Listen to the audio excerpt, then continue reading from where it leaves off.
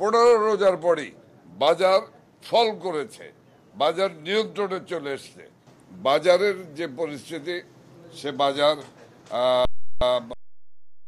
ঢাকা শহরে একটি পরিস্থিতি, মফস্বলে আরেকটি পরিস্থিতি। ঢাকায় মাঝখানে এই যে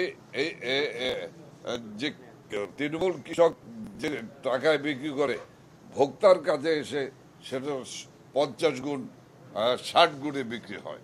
কাজে আমরা এটি নিয়ন্ত্রণের জন্য চেষ্টা করছি। তার মানে কি রানক ভাই, যে রাজধানী কেন্দ্রিক যে সিন্ডিকেট, এটা আসলে চলতে পারেনি?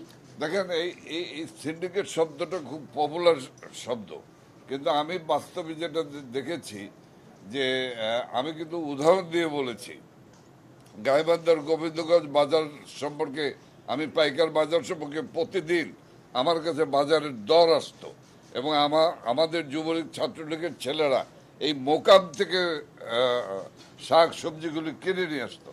সেখানে আমি দেখেছি যে সিন্ডিকেট, এই সিন্ডিকেট কিন্তু আমার কাছে মনে হয়েছে একটি বড় ব্যাপার। সিন্ডিকেটটি কিন্তু এই কাঁচা বাজারের ব্যাপারে প্রযোজ্য নয়।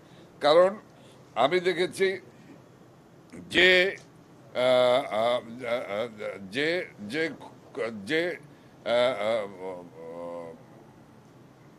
কাঁচামালটি বিক্রি হয়েছে কুমিল্লার নিমসা বাজারে, সেই কাঁচামালটি এসে সেখান থেকে বিক্রি হয়ে 10 টাকায় বিক্রি হয়ে থাকে একটি ফুলকপি, সেই ইটে আসে কারণ বাজারে 15 টাকায় পাইকারি বিক্রি হয়েছে।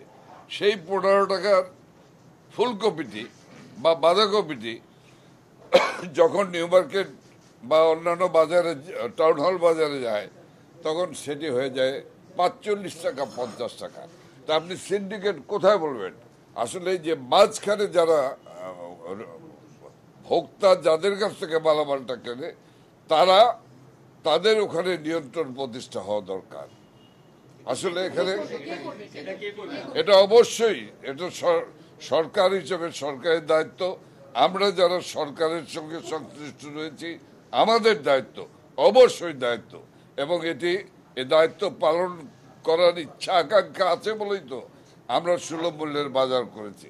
আজকে গিয়ে দেখেন, সুলভ মূল্যের বাজার করার কারণে ঢাকা শহরে 15 রোজার পরই বাজার ফল করেছে, বাজার নিয়ন্ত্রণে চলে এসছে।